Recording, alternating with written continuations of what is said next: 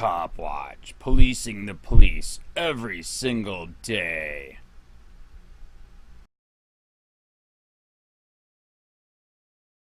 Cop who bragged about blowing off unarmed woman's face, murders 2 in suicide rampage. A police officer who was already facing domestic assault charges, was set free by system and went on to murder his estranged wife, her boyfriend, and himself. By Jack Burns, July 12, 2018. Just over 3 years ago, we brought you the shocking story of how 2 Georgia cops brutally assassinated a mentally ill drug addict in a low-speed chase and got away with the murder scot-free.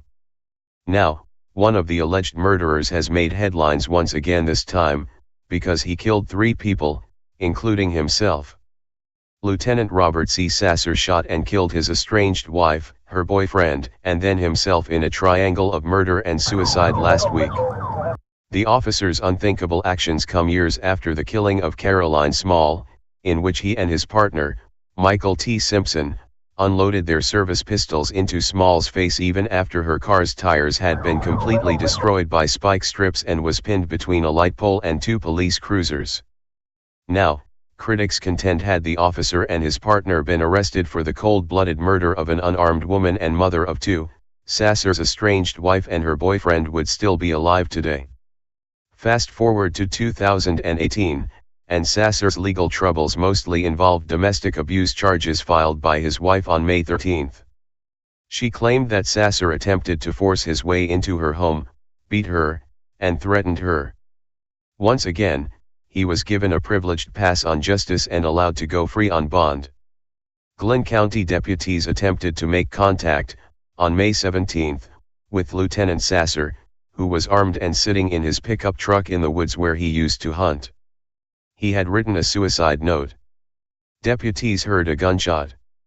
Many in the department thought he had killed himself, but he had not. Granting Sasser the freedom to live that he had not afforded to Caroline Small, the SWAT team called in a police negotiator to talk him down and get him into custody. Sasser eventually opened his truck door and was taken into custody. The 9-hour standoff with Glynn County SWAT ended with Sasser facing felony charges for assault on a police officer. As TFTP's Matt Agarist described in 2015, the brutal, rusty, and bloody cogs of the American justice system turned once again in Sasser's favor. Following the standoff with SWAT and felony charges filed against the officer, he was allowed, yet again, to walk free while awaiting trial. Instead of being behind bars without bail, on May 24, Sasser was ordered to stay out of Glynn County. He moved to Alabama to stay with his sister and get medical treatment from the VA hospital. When he broke into his wife's home and attacked her, and when he was in the standoff with SWAT, he was taking Zoloft, an antidepressant, that has been shown to make individuals twice as likely to commit suicide and other violent acts, including murder. Sasser apparently never intended to live long enough to be tried for his crimes.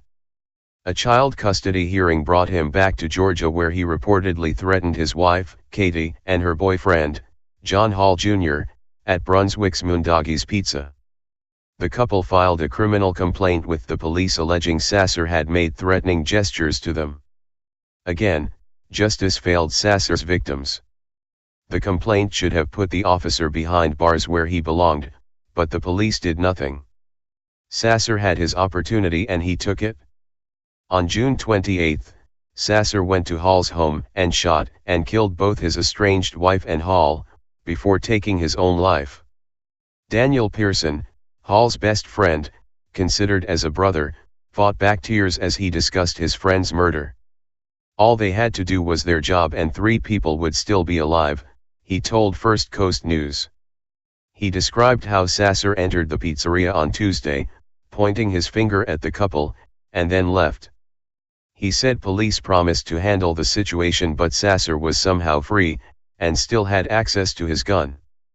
Following the shooting of Katie Sasser and John Hall Jr., the group, Justice for Katie Small, issued the following statement penned by the group's spokesperson Robert Apgar.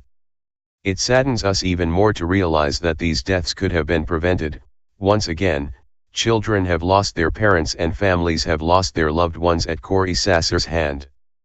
Too many lives have been lost due to public officials protecting and promoting one unfit to wear a badge. Unfortunately, there are several lessons which can be learned in instances like this.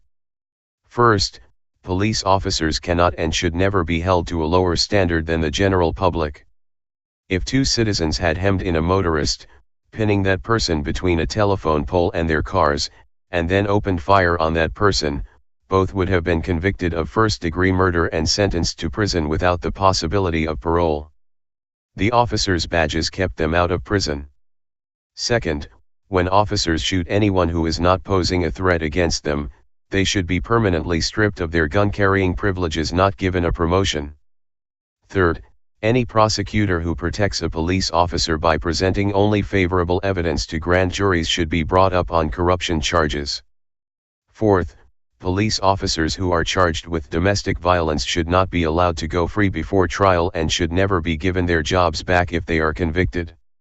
Lastly, any citizen who files a complaint against an officer should be given the respect of having their allegations taken seriously, not tossed aside, as the Free Thought Project has reported on dozens of occasions. Even with all of these suggestions for justice, nothing will bring back Caroline Small, Katie Sasser and John Hall Jr. For those individuals, the system has failed them, leaving only heartache in the aftermath.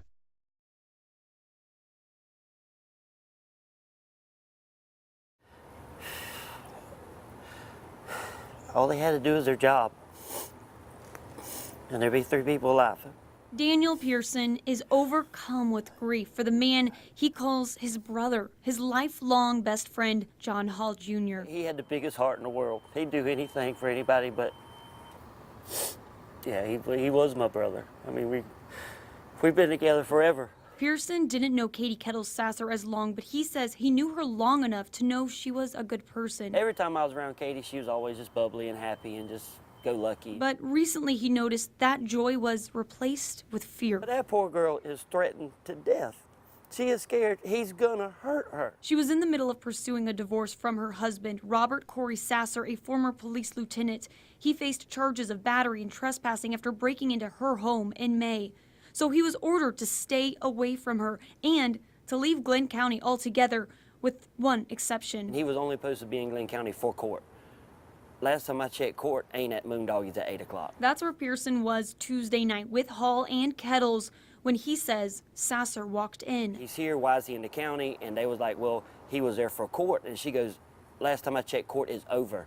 And he went like this right here, picked up his box, and walked out the door. When Kettles saw him, Pearson says she called an official. Thank you, and we'll handle it from here. And nobody did nothing. I mean, they knew Tuesday. They knew since Tuesday. He was in town. 2 days later, everything would change. He goes, well, I'm going to just stay home tonight. Call me tomorrow. I love you, brother. I said, I love you too. It's the last time I talked to him.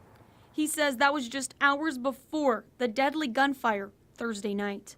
According to the Brunswick District Attorney's Office, there is an ongoing investigation into Sasser's location and activities subsequent to the divorce proceeding in civil court on Tuesday, and into whether he violated his bond conditions prior to Thursday night. Pearson believes Sasser did violate his probation and that he should have been arrested before anything happened. There's great law enforcement people. There's people that do their job every day. Somebody, some people, whoever, didn't do their job. And the people that didn't go get him, they know. They know, but I mean, it don't bring them back. Shelby Danielson, First Coast News, on your side.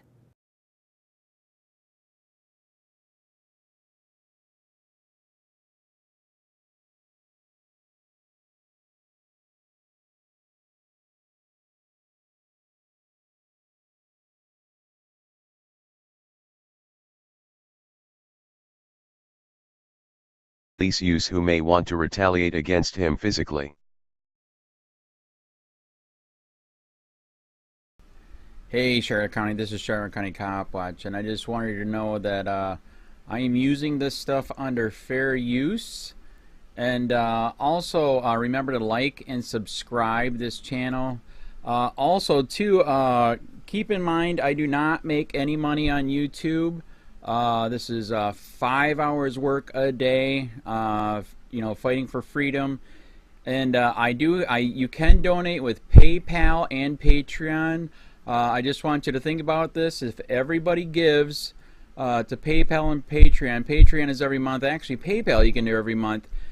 I have 12,000 subscribers. If everybody gives, I can quit my regular job and go full-time investigations on Charlotte County and possibly even more and beyond. So just keep that in mind. If everybody helps out, I can go full-time doing this. Thanks.